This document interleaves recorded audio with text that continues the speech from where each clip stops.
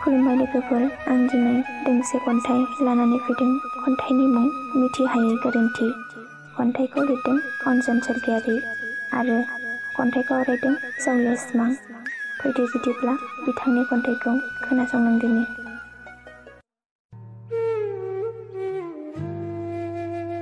सना, आं मा गोरोन्थि मावखो?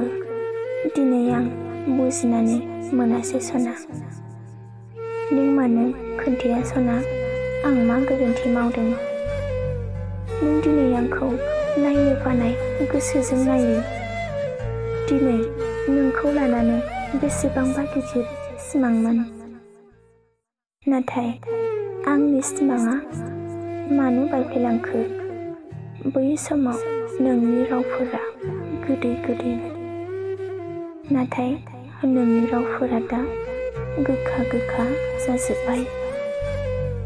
नोंनोथ' बुंदोंमोन मिथिंगानि समायलाना, नों आंखौ बावनो हाया होनना। नाथाय आंखौ बावनो सानबाय नों। दिनै आंनि गोरोन्थिखौ फोरमायालासिनो गुबुनजों जुलिनि रादाय खाबाय। आं मा दाय मावामोन सना, नोंदि आंखौ एसेबां मुगैखो? आं नेनानै थागोन सना, आंनि गोरोन्थिखौ मिथिनो। नों आंनि गोरोन्थिखौ खिन्थायाब्ला आंनि गोसोआव गोबां दुखु थागोन सना। नोंहा मालाय गुबुनजों जुलि जाहैसिगोन। आं आंनि गोरोन्थिनि दुखुखौ सहायसिगोन। नोंल' आलो गोजोन रायजो जा सना। नोंनि सुखुआनो आंनिबो सुखु, नोंनि दुखुआनो आंनिबो दुखु। एसेनोसै खन्थाइया, गोजोन्थों।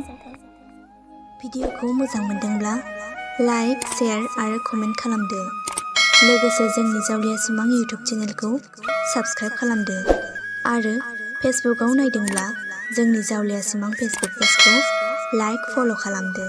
एसेनोसै, गोजोन्थों।